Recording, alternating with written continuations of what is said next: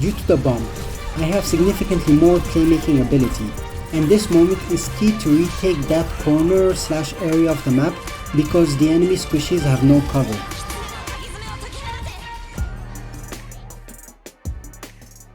Know that there is no team communication going on in this game, so my decisions derive from tactical game sense. We soft dive that busy high ground to take attention away from our squishies. This soft dive also allows us to safely check out the enemy team comp, and as a bonus get some cooldowns out before we make our first hard dive. Analyzing the underbridge angle that my squishies will be walking into allows me to follow my main tank's dive without worrying about peeling. We set up just as our supports are ready to follow our hard dive. All of this accomplished before the enemy tanks are done with their regrouping. This fast pace allows us to blitzkrieg both those key high grounds. While my Winston trades his life with a hard dive to stop the enemy rotation, I was busy setting up my squishies into position. Now that I am the last attacking tank alive, I use the rest of my team to divide and conquer. We firstly clean up the next area my supports will be moving into, aka the point, before I check the high ground that could have been used as the saging area for the enemy recontest. We captured this first point by taking each enemy stronghold step by step, but with enough speed to always keep the enemy on the back foot and under too much pressure for them to think. This is how the attacking team keeps the tempo high and a consistent pressure on the defending team. My Diva's role here is slightly modified when one of the enemy tanks switches to Roadhog.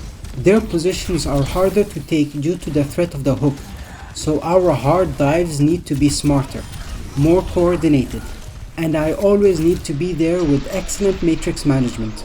But I am a bit too passive in controlling that area. Our supports cannot heal anyone up there, so we lose the Winston who was diving that last high ground. Now I decide to keep control of the immediate area around my supports while soft contesting the high ground we have just taken until we are regrouped and set up again. I look to take as little damage as possible while retaining enemy attention, absorbing damage to give our squishies a long-range dueling advantage, while also pushing payload around that key corner. Roadhog does well to contest the corner while his squishies have the high ground advantage. Our Nano Monkey is well timed to hurt the enemy rotation, and my positioning is key to keep the pressure on twice. First to help Winston, and then to assist Reaper. However, our Winston dies overextended because I regrouped with my supports, and now I am the last tank. So I do the same divide and conquer tactic and keep control of the close high ground and the choke. With this beautiful boop on the Roadhog and a great reaction eat to the Illari ult, we take the point.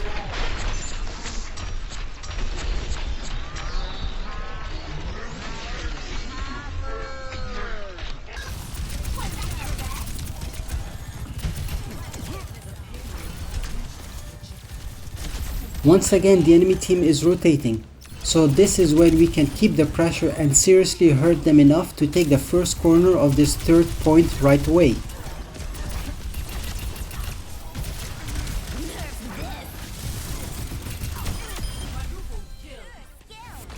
The defense understood that the Diva is the one controlling the pace of the game, so a couple of them went hard Diva counters in an attempt to minimize my impact, decrease the pressure they're feeling, and give themselves more chances to turn fights. Now notice here how I, as the off-tank, am always with my supports solidifying control of payload around key corners of the map, keeping an eye on my Ana as the prime target for the Doomfist ult. I am still ready and set up to follow my Winston/Reaper. However, this final corner is extremely difficult to take, because the enemy squishies are at a safer and stronger position than ours, and I get surprised by the enemy damage. Without my mecha and our Winston shield, we cannot control the enemy pressure, so we must give corners to retreat, regroup, and set up again.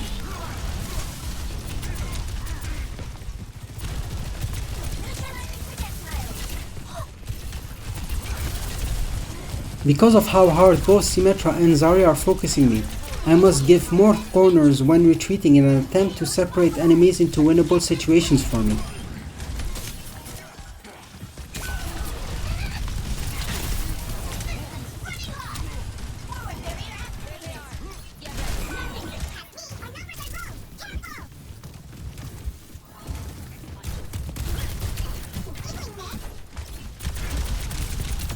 The enemy takes control of the high ground, meaning that I need to use my teammates to retake control. Until I get my diva bomb. My job has become a lot more defensive and all about controlling payload to allow my squishes movement around the map.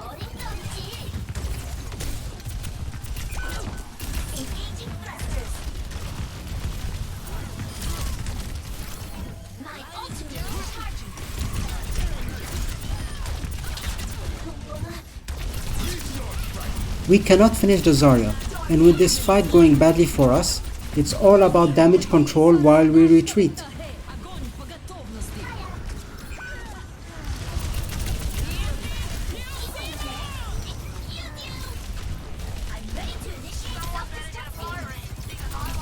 Junkrat does Junkrat things and inexplicably gets 2 kills, prompting us to try and turn the fight before the enemy spawn advantage.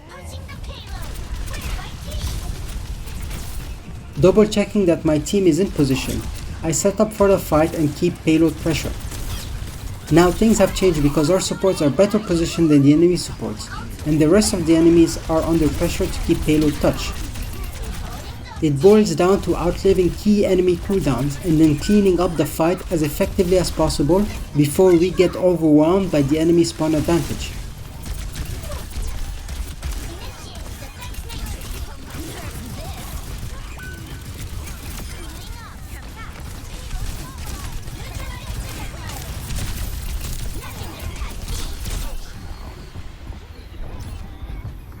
My Kiriko, Reaper and Winston are clumped up together. My Ana is so much calmer, positioned well and safe, allowing us to win the fight quickly.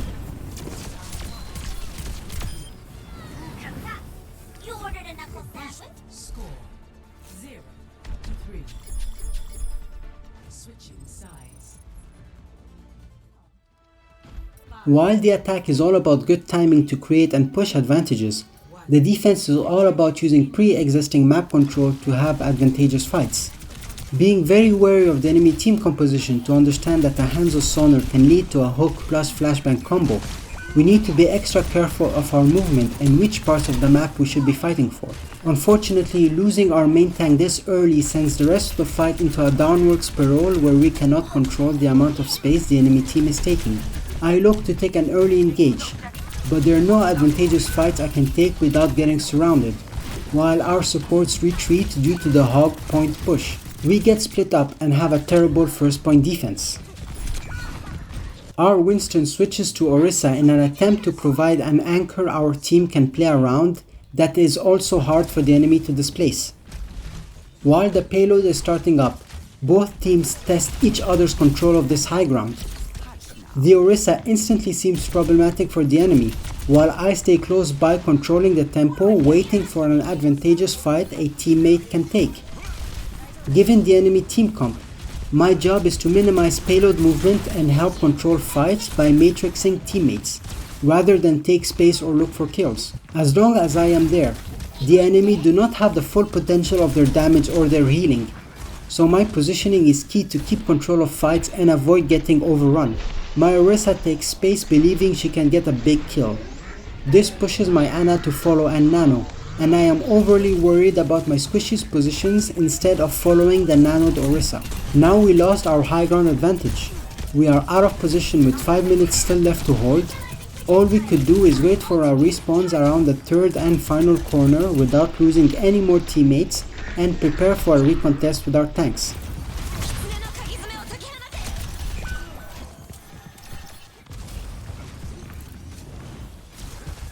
I find that starting fights using ultimates is inefficient because of the enemy readiness, especially in terms of resources available. Doom cannot take the high ground due to my presence. My Orisa cannot outplay the hog, and once again the pressure is on me to solo tank this fight. There is an element of luck in avoiding this hook, but the timing of the bomb is so important. Due to the bomb, I have significantly more playmaking ability, and this moment is key to retake that corner/area of the map because the enemy squishies have no cover.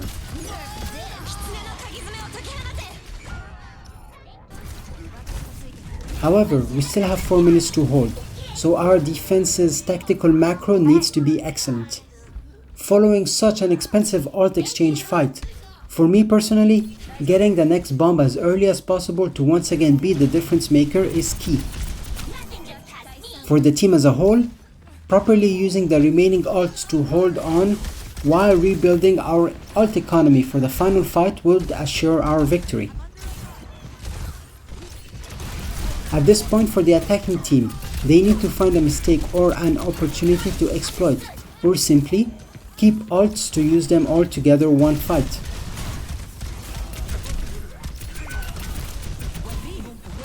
I fly away from hook distance and reposition on a different high ground to match my team's movement. And remember, my job is to help control fights, so my positioning depends on my teammates' plays.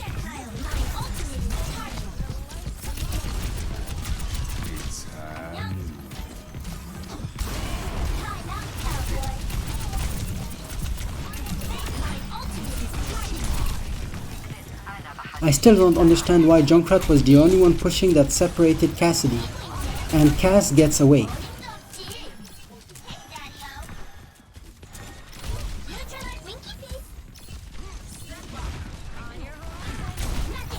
I have no matrix, so I use my armor to body block Cassidy's shots on my low HP Orisa.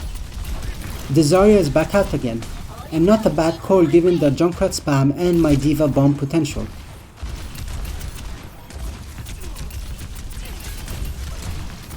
I decide not to follow up on that anti-nade because of the Kiriko ult. Due to the Zarya switch, not only can I not as easily follow my teammates in, but also need to be more careful with my landing spots and count bubble usage. Junkrat wins the fight with a mid-fight flank tire, while I control payload movement and feed my Ana's nano.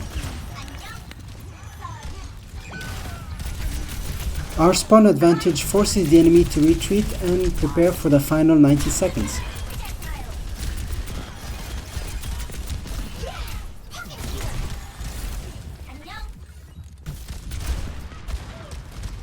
I purposefully leave that much map area between us and the enemy team to increase the amount of no man's land the enemy has to cross, as well as give my bomb more chances to bring value.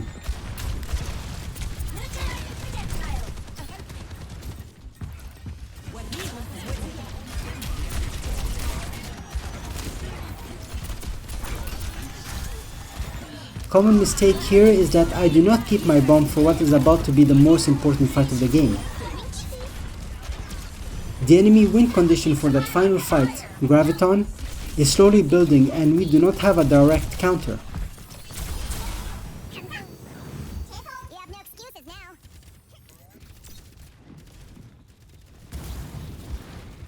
I give my Ana the long range advantage to finish building her nano and prevent the Doom from getting the key kill.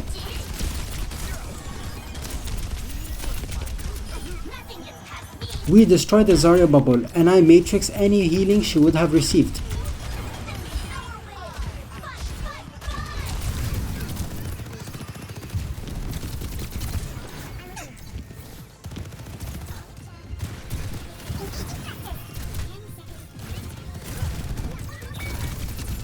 The attack desperately throws everything they've got to touch point, and we calmly use our map area to retreat around a safe corner to weather the storm.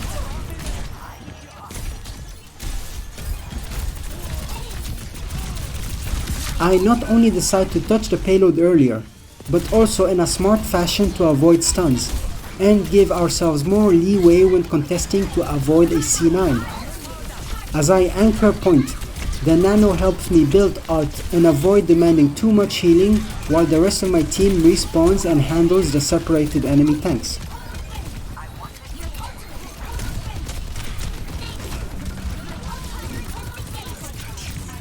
This is an example of how playmaking to dominate map space leads to victory. Thank you for watching and supporting the channel. This was Fape for the Fapelele Gaming channel.